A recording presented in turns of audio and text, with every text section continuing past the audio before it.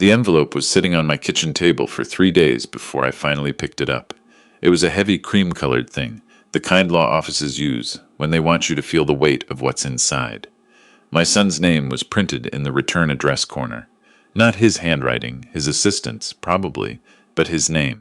The name I gave him 63 years ago in a hospital in Harrisburg, Pennsylvania, while his mother cried happy tears, and I stood there in the hallway because they wouldn't let fathers in the room back then. I set the envelope down and poured myself a second cup of coffee. My name is Martin. I'm 67 years old. I spent 34 years as a structural engineer, the kind of work where you spend your days making sure things don't fall down. Bridges, mostly. A few hospital wings. One parking garage in downtown Pittsburgh that I still drive past, sometimes just to confirm it's still standing. I retired 4 years ago with a modest pension, a paid-off house in Mechanicsburg, and what I thought was a reasonably intact family. I thought wrong. My son's name is Brandon. He's 41 now, runs a commercial real estate development firm outside Philadelphia that he built from the ground up, which I'll give him credit for. He's sharp-driven, the kind of man who reads the Wall Street Journal before 6 in the morning and sends emails at 11 at night. His wife, I'll call her his wife because that's what she is, legally, is a woman named Celeste. She comes from money. Old money, the quiet kind that doesn't talk about itself but always seems to be present in the room. Her father owns 3 car dealerships in Montgomery County. Her mother chairs 2 nonprofit boards and has the particular talent of making you feel underdressed no matter what you're wearing. They've been married 9 years. I have tried, in the way that fathers try, to like Celeste. I brought her flowers the first Christmas. I remembered her birthday. I asked about her work, her interests, her family. What I got back, year after year, was the kind of polite tolerance you give a neighbor's dog. Not unkind, but clearly something to be endured rather than enjoyed. Brandon noticed. I know he noticed because he stopped inviting me to things when Celeste was present. Holiday dinners became just a small gathering this year. Dad, you know how it gets. His daughter's birthday parties, my granddaughter Ivy, who just turned 6 and has her grandmother's laugh, somehow always fell on weekends I must have gotten the wrong date for. I told myself I was imagining it. Then came the dinner. Brandon called me in March, which was unusual enough that I wrote the date down. He said he and Celeste wanted to celebrate something. He was vague about what, which I now understand was intentional. He gave me a time and an address, a restaurant in Chestnut Hill, the kind of place where the menu has no prices and the parking is valet only. I wore my best sport coat, the charcoal one I'd bought for my wife Eleanor's retirement party 12 years ago. It still fit. Eleanor died 6 years back. Pancreatic cancer, 4 months from diagnosis to the end. I think about her every single day. I drove 45 minutes and arrived 7 minutes early, because that's who I am. Brandon and Celeste were already there with her parents, her father Reg, her mother Vivienne, and what turned out to be 3 of Celeste's college friends and their husbands. I counted 14 people at the table. I had been told it was a small family dinner.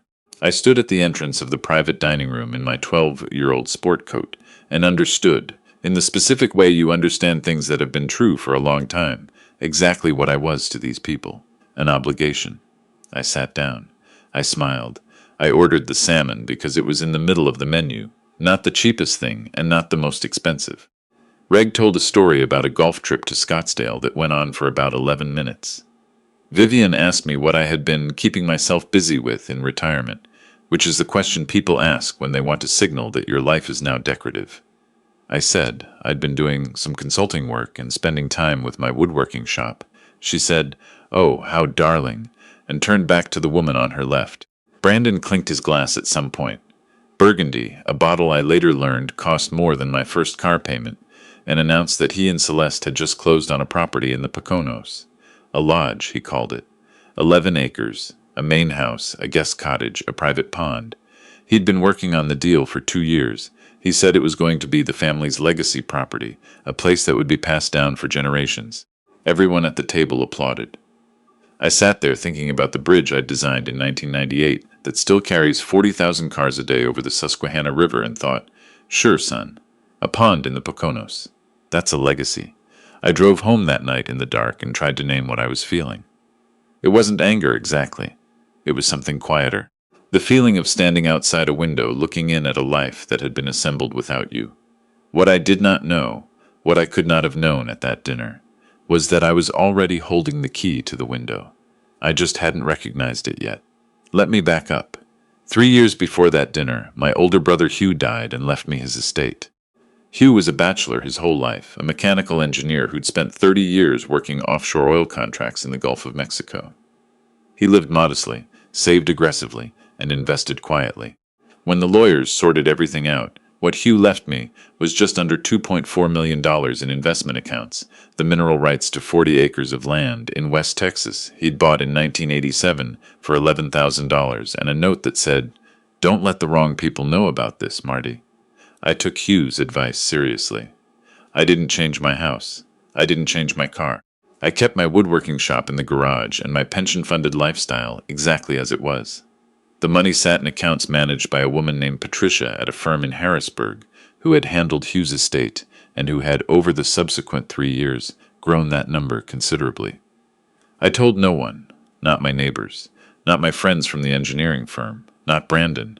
I didn't tell Brandon because I kept thinking I'd find the right moment, some occasion where it would feel natural to say, "Son, your uncle left me something significant, and I want you to know it exists." Every time I got close to that conversation, something happened. A canceled visit, an unreturned call, a granddaughter's birthday I somehow had the wrong date for, and then the mineral rights started producing. In the 18 months before that Chestnut Hill dinner, a natural gas company had been quietly developing the land adjacent to Hugh's 40 acres. They came to me through Patricia with an offer that took me 2 readings to fully absorb. The short version: they wanted a long-term extraction lease and were prepared to pay royalties that, conservatively projected, would deliver somewhere between $4 and $6 million over the life of the agreement, with an upfront signing bonus of $800,000. I signed in February. I said nothing to anyone. So when I drove home from that dinner in the dark, sitting with the quiet feeling of standing outside the window I had in my bank account, and I want to be precise here because precision matters, a signed extraction lease, a current portfolio value of approximately $3.1 million, and a paid-off house on a third of an acre in Mechanicsburg, and an envelope from my son's law firm that had been sitting on my kitchen table for 3 days. I picked it up on a Tuesday morning after my second cup of coffee. Inside was a letter on Brandon's firm's letterhead, signed by him and countersigned by their estate attorney. It was, functionally, a request. They were pursuing a significant acquisition, a former industrial property outside Trenton that Brandon wanted to convert to mixed-use development. The project was undercapitalized. They needed a bridge loan, his words, which I found grimly funny given my profession, of $350,000. The letter noted that as family, the arrangement would be informal and flexible, and that they anticipated full repayment within 18 to 24 months. There was a line near the bottom that I read 3 times. Given your current circumstances, we understand this may represent a significant portion of your available resources, and we appreciate the sacrifice. Given your current circumstances. He thought I was a retired engineer living on a pension. He thought $350,000 was a stretch for me. He had spent 9 years watching me drive a 2015 Subaru and wear a 12-year-old sport coat to dinner, and he had decided, without ever once asking, that he knew the shape of my financial life. I set the letter down. I drank the rest of my coffee. Then I called Patricia. What happened next took about 6 weeks to arrange, and I want to be honest, I didn't plan it as revenge. That's not who I am, and it's not how I was raised. What I planned was clarity. I had spent 9 years being managed, minimized, and politely excluded from my son's life, and I had decided that if the relationship was going to be defined by money, if that was the language being spoken, then it was time to respond in that language. Clearly. I called Brandon and told him I'd received the letter and needed some time to review my finances. He said he understood and that there was no pressure. His voice had a particular quality to it that I recognized from when he was 16 and wanted to borrow the car. Patient on the surface, urgent underneath. I said I'd be in touch. Then I called my own attorney, a woman named, well, she knows who she is, and asked her to help me update my estate documents. I also asked her to prepare a specific legal document, not a loan agreement, something different. I also called my daughter. I should have mentioned my daughter earlier. Her name is Willa. She's 38, lives in Asheville, North Carolina, teaches middle school science. and is the kind of person who sends handwritten thank you notes and remembers to call on the actual day of your birthday, not 2 days later. She knew about Hugh's estate because I told her when it happened, quietly, on a Sunday afternoon call when she asked how I was really doing, and I decided to tell her the truth for once. She cried a little and said, "Uncle Hugh always did love you best," which made me laugh for the first time in months. Willa did not ask me for anything. Willa never asked me for anything. I drove to Asheville in April. I told her I was coming through on my way to visit a friend in Brevard, which was technically a lie since I had no friend in Brevard, but she didn't need to know the real reason for the visit yet. We had dinner at a barbecue place she loved, the kind with plastic trays and paper towels on the table, and she talked about her students and her garden and a hiking trail she'd found last fall. She did not ask about Brandon. She knew better than to open that door when I hadn't knocked on it. After dinner, I handed her an envelope, not a law firm envelope, a regular white one, sealed, with her name written on the front in my handwriting. She looked at it, then at me. "Dad, open it later," I said. "Dad, what is this?" "It's a copy of my updated estate documents," I said, "and a letter from Patricia's firm. Just read it when I'm gone. Call me when you're ready." She called me 4 days later, at 7 in the morning, which told me she'd been sitting on it since the night before and had finally run out of patience. "This is real," she said. It wasn't a question. "It's real." A long pause. "Does Brandon know?" "No." Another pause. "Are you sure about this?" I told her I had never been more sure of anything since the day I chose structural engineering over architecture, which she knew was a joke we had between us about a decision I made when I was 22 that I'd never regretted. She laughed. It sounded like her mother. "Okay," she said. "Okay, Dad. I called Brandon in May and told him I'd like to have dinner. Just the two of us." He suggested the same restaurant in Chestnut Hill, which I think said everything, but I said I'd rather come to their house if that was all right. He hesitated, an almost imperceptible pause, the kind trained in a decade of negotiation, and said of course.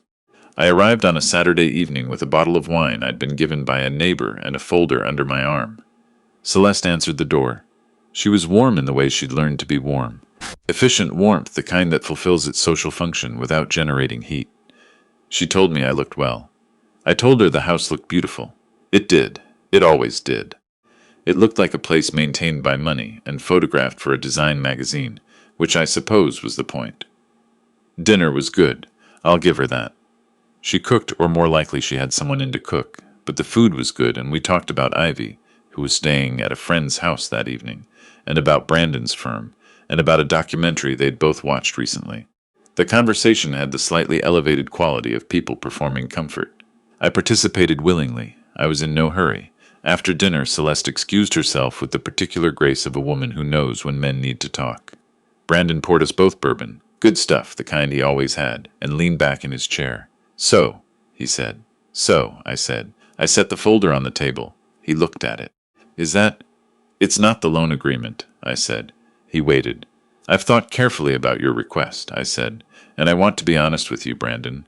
I think we've let money be a wall between us for a long time. I didn't know how to talk about this, and I kept putting it off, and that's on me." I paused. "But before I tell you what I've decided, I need to show you something." I opened the folder. I had Patricia prepare a one-page summary. Clean, professional, the kind of document that doesn't editorialize, just states figures and account numbers and dates, the extraction lease summary, the portfolio value as of the first of the month, the upfront signing bonus, now sitting in a separate account, the total which had grown in the time since the letter arrived. Brandon looked at the document for a long time. I watched his face go through several rooms, confusion first, then a kind of recalibration. I could see him rerunning 9 years of dinners, the sport coat, the Subaru, and then something I hadn't entirely expected. Not shame exactly. Closer to the look of a man who realizes he has been reading a map upside down for a decade. "Dad," he said. His voice had changed. The boardroom quality was gone. He sounded 41, and also, somehow, 16. I didn't know. I know you didn't. Why didn't you tell me?" I had thought carefully about how to answer this question, because it was the one that mattered. "Because I wanted to know who you were when you thought I had nothing," I said. "And now I know." The room was very quiet. Brandon set down his bourbon glass. He was quiet for a long time. "The loan," he said finally. "No," I said. He nodded slowly. I don't think he expected any other answer at that point. "I'm not angry with you," I said, which was mostly true. But I've made some decisions, and I think you deserve to hear them from me directly. I told him about the updated estate documents. I told him that Willa would receive the substantial majority of the estate, and that I had established a trust for Ivy's education, fully funded, irrevocable, Ivy's regardless of anything else. I told him that I had made a charitable gift to the Engineering Scholarship Fund at Penn State in his grandfather's name, because his grandfather had worked 40 years in a coal region and never once had the money to finish his own degree. I told him that I wished him well with the Trenton property and hoped it succeeded. Then I picked up my folder, shook his hand, and drove home to Mechanicsburg. I'd be lying if I said the drive home was triumphant. It wasn't a movie. It was a Tuesday evening on the Pennsylvania Turnpike with the radio on low and the kind of exhaustion that sits behind your eyes. I had done what I set out to do. The clarity had been delivered. But grief doesn't care about clarity. My son and I had spent the better part of a decade becoming strangers, and acknowledging it formally doesn't make it hurt less. I thought about Eleanor the whole drive home. I thought about the night Brandon was born, the hallway outside the maternity ward, the specific terror and love of becoming a father at 26 in a hospital in Harrisburg. I thought about teaching him to drive in an empty church parking lot on a Sunday morning when he was 15. I thought about how proud I was when he closed his first deal, how I drove 4 hours to take him to dinner, and he'd shown me the signed contract and his hands had shaken a little when he held it. I thought about how somewhere in the years between that restaurant dinner and this one we had stopped seeing each other. I don't know exactly when it happened. These things don't come with timestamps. I got home at 11:15. My neighbor's kitchen light was still on across the street. I sat in the driveway for a few minutes with the engine off. Then I went inside, fed the dog, and went to bed. Willa called the next morning. She had talked to Brandon. I hadn't asked her to, and she hadn't warned me she was going to. That's just who she is, the person who walks toward the uncomfortable thing because leaving it alone seems worse. She said he'd called her the previous night, late, and that the conversation had been long. How was he? I asked. Honest, she said, more than I've heard him in a while. I didn't press for details. Whatever Brandon and Willa said to each other was theirs. He asked me to tell you he's sorry, she said. He said he'd call you himself, but he wanted you to have some time first. That sounds like him, Dad. A pause. Are you okay? I thought about it. I was in my woodworking shop. I had a half-finished jewelry box on the bench that I'd been making for Ivy. Cherry wood, hand-cut dovetails, small enough that a 6-year-old could keep her treasures in it. The morning light was coming in through the side window the way it does in May, low and warm. Yeah, I said. I think I am. You did the right thing. I don't know about that, I said. I did the honest thing. That's not always the same. She was quiet for a moment. Uncle Hugh would have said they're the same. Hugh would have said a lot of things. She laughed. I laughed. Outside the window, a cardinal landed on the fence post and sat there for a moment, red as a stop sign against the green, and then it was gone. Brandon called 3 weeks later on a Sunday afternoon. The conversation lasted 2 hours. I'll keep most of it between us, because some things belong to the people who lived them. What I'll say is this.